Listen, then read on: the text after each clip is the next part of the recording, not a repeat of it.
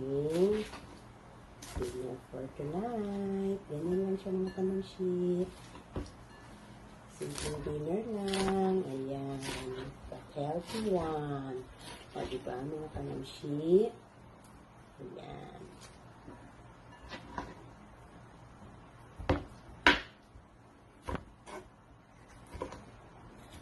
Ganyan lang natin siya. Ito crave lang. Namimiss ko rin naman siya. Medyo matagal na din ang mamshi hindi nakakain ng salad. Ayan siya. Ayun ba mga kamamshi?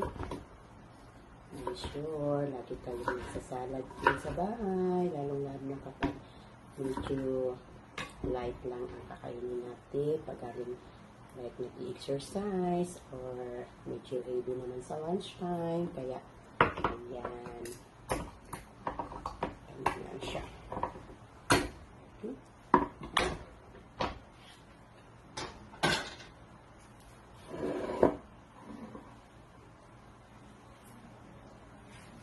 Ayan natin. Lagyan ng sauce nito kasi masarap ang sauce nito ng kamamshi. Before, ayan, mahilig kami sa ganitong way. Lalo na kapag alam namin na medyo heavy ang aming lunch. So, for the dinner, ayan lang. O, ayan lang siya, ganyan lang siya. Alright. So, ready to eat. Ayan lang siya mga kamamshi. Tadan! Ayan lang siya, ha? Simpleng dinner lang. But healthy one. Okay, thank you for watching.